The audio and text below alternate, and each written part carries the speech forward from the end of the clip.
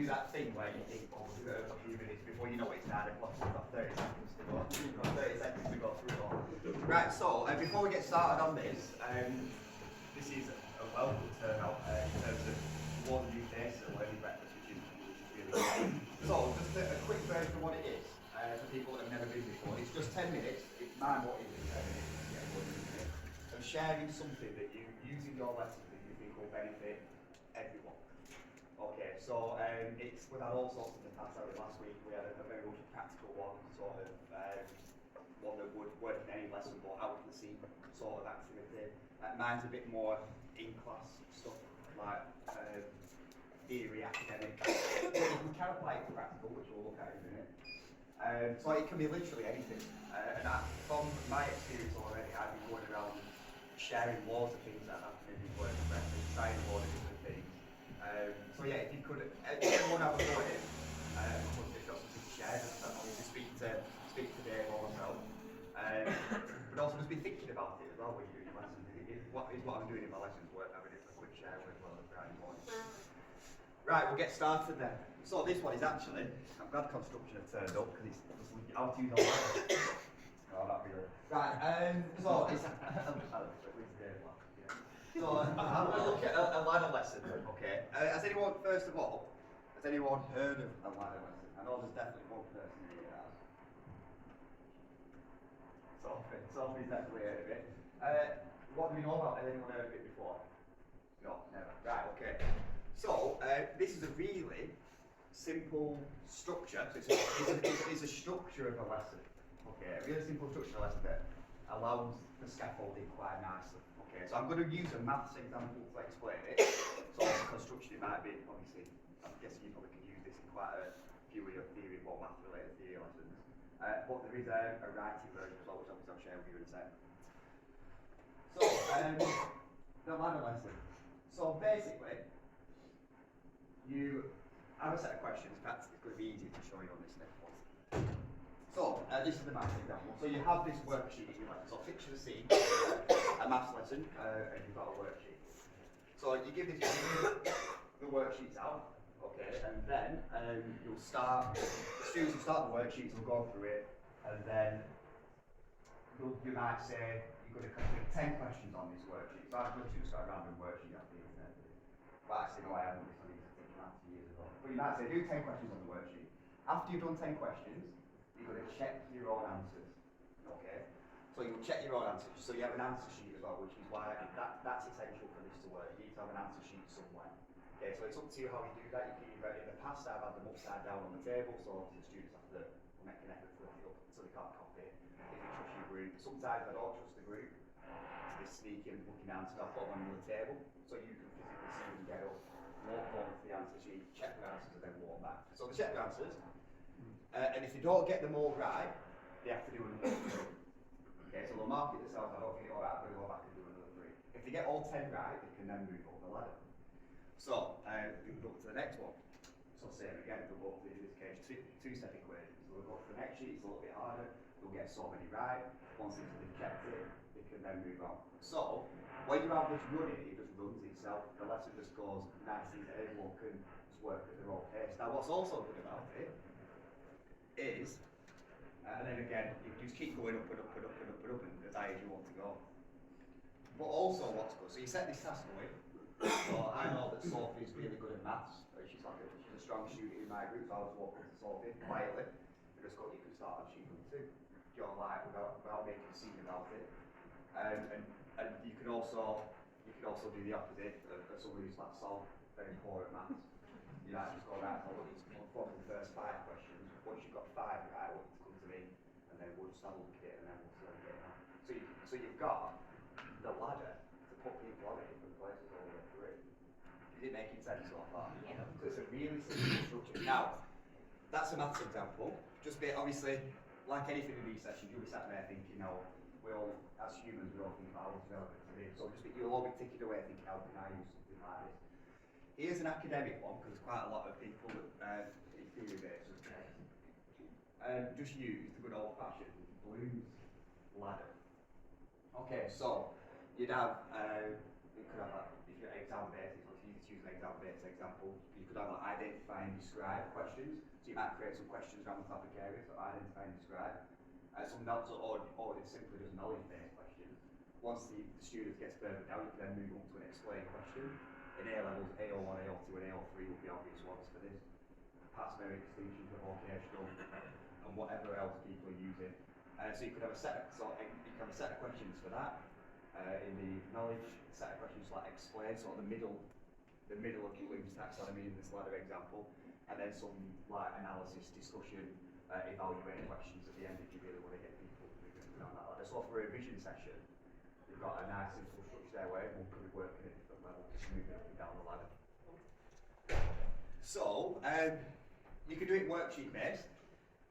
So as I said, you can have the worksheet, but also in the past, I've got an example to show you when I was teaching PE. I did it on like a big A3 sheet throughout the lesson, so it wasn't as much the same principle as a ladder, but you don't have to call it ladder. Now I've explained to people here, because they don't have heard this before, but not call it a ladder lesson. But this is one that I used in PE. So the same sort of thing. So they moved the way around the map, the learning map you could call it, and then check their answers, and then move on to the next task. So I'd had answer sheets for each of these boxes on a separate table, which was the help desk at the time. If anyone's been to the Bright Spot session that mentions help desk, I think it's on induction now actually that one. But anyway, they check their answers. Once they check their answers, they could then move on to the next bit. It's just a way of checking progress. You can scaffold, and you don't have to do much when you get it right. If you use a 3-before-me strategy as well, on top of this, you literally, it's a really nice flowing lesson that just works. So just like anything we're learning breakfast, just give it a go. Yeah, and then add the answer sheet for that. Yeah, just you'll have to modify it a bit for your subject, obviously, just like most of these things. But it's worth just trying. Any questions on it? I've not questions, but I think so. I've got a level 2 brickwork apprenticeship group. Some people in that group have been in for 2 weeks. Some people have been in for 12 months. So it'd be really handy for that. Oh, right, yeah. Yeah. So I'll try. Yeah, so you can get them do all on the top of the ladder. Yeah. You'll try to put something in place with you. Yeah. I know. You might say Sophie's been using it out here. Yeah. So Sophie's have been using this recently. So if obviously when we dispersed it and it got put into it, Sophie has used it. Oh, You ever get another student to hold the ladder for another student? no. Yeah. You know, that other student's heading up to the clouds and Yeah, you can. really pushing it, you get another student to help them. Yeah, you can get a top ladder. Yeah. So this is a really good opportunity to do your peer assessment in terms of holding that ladder. Also, if you wanted to, instead of having because obviously self-assessment, you check your own answers. You could easily have a system set up where they're checking each other's, and it does always make a good point there in terms of pushing each other. The way that this lesson naturally goes, if you want to get to the top, and you can have that. If you sell it up and you're sort of giving some engagement and fun, you'll get people really wanting to get to the top of that ladder. Yeah. Yeah. I think you hit the nail on the head there where you said about the learners and the mixed ability within that when you've got the knowledge. Yeah. That knowledge is transferable so they can share that and you can embed that into your lesson as well. So the learners can take an active role in sharing that previous learned information. And then with the colours of the blue, Yeah. you can flick it off, Yeah. please. I will do. That one. Yeah, so you've got that. Those are embedded in the creative as well. So you've got that with the colours. Yeah. So in terms of with the creative lessons and that, as a recap where they are and the ladders, you can use it on a Jamboard. Get that information, then you can get all the learners to contribute, identify and link it to where they're at, and then include embed stretch and challenge as well. And with that ladder as well, you could even use the terminology and link it subtly to what Ofsted are looking for when they're coming in as well, so then you've covered all the different elements. Yeah, definitely. It's Yeah. just using the command verbs as well. Yeah, Like, cause that's these are exactly. words that are used in the High exams. grading, yeah. Yeah, and just thinking again, just a bit extra about what Owen said. You top of your ladder, you've got day-to-day people that can go down and support the bottom of the ladder as well. Yeah, and then Sorry, yeah, it's going that full circle, isn't it? And then Yeah. you're embedding the stretch and challenge as well, the extension. Yeah, so literally, it's a structure that has a bit of everything. I've seen this done in a way sometimes where it's gold, silver and bronze, and so you challenge the students when they come in, who's willing to try that gold first, you know what I mean, so the top students can actually go straight to that and see if they can challenge themselves. Yeah. So, I think think I'm going to use it to teach paraphrasing, so let's remember it, let's understand it, and now let's apply it. We don't have to get to analyse and evaluate just yet for level 3, but let's do it as a paraphrasing tool to teach paraphrasing. That's a great idea. But in the past also, I've used this for my learning objectives, and I've sort of aligned the learning objectives along with the ladder as well. Now it depends on your group, obviously. How people want to, like anything with teaching, you know your group, you know what's going to work best, but because that particular group were quite competitive, so they wanted to see it in that way and get to the end as well. There's so many options, honestly, it's really good. Yeah, anything else?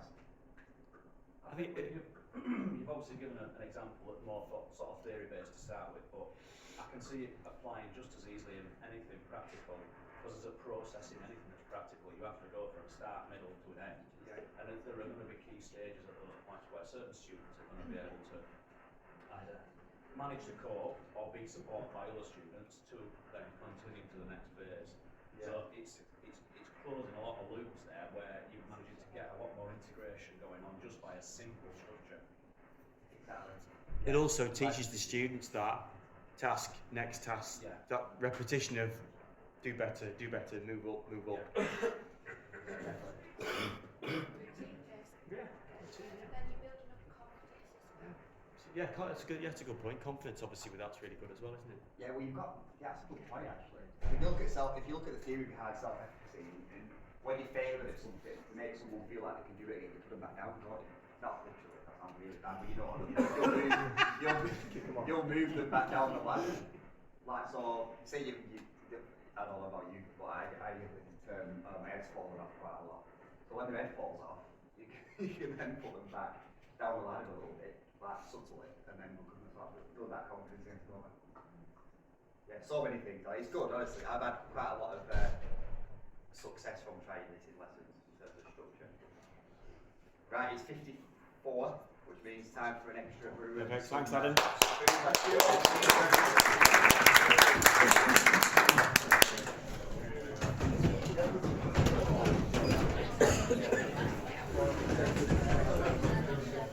Please steal the croissants. Get in there quick.